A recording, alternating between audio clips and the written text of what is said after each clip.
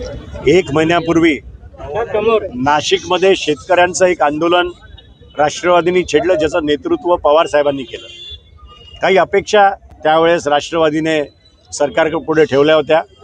त्यात प्रामुख्याने 2-3 मागण्या होत्या की हेक्टरी 50,000 रुपये देण्यात यावे.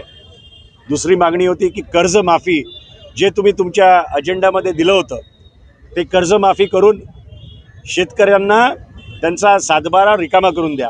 ती पण मागणी दिली गेली नाही. लोकांचे गुरं गाया वाहून गेलेल्या आहेत, त्याच्याबद्दल पण जेवढे पैसे देतात ते कमी आहे. जर आपल्या शेतकऱ्यांना परत उभं राहायचं असेल तर जी तटपुंजी मदत ते देत आहेत त्याच्यात काहीही होऊ शकत नाही. आणि आम्ही आजचा दिवस निवडला कारण की आज दिवाळी सुरू होते. ठाणा मुंबईमध्ये उत्साह दिसतोय, पण अशा वेळेस आपल्याला आपल्या शेतकरी बांधवांचा विचार येतो. त्यांच्या घरी कुठल्या प्रकारची दिवाळी असेल तर एक या शासनापर्यंत पोचवण्यासाठी आमच्या भावना, आम्ही काळी दिवाळी साजरी करतोय.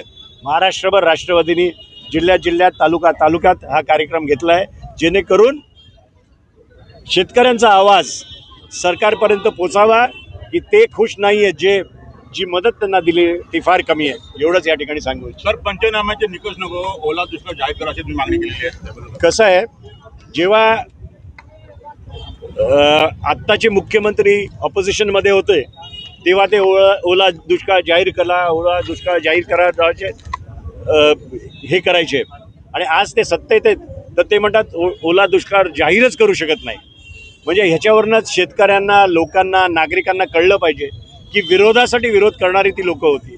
आम्ही अजिबात विरोधासाठी विरोध करत नाही. जर आमच्या मागण्या पूर्ण केल्या तर मी आश्वासन देतो राष्ट्रवादीच्या वतीने की याच नाक्यावर त्यांचं अभिनंदन करायसाठी पण आणखीन 10 पट लोक आम्ही या ठिकाणी येऊ.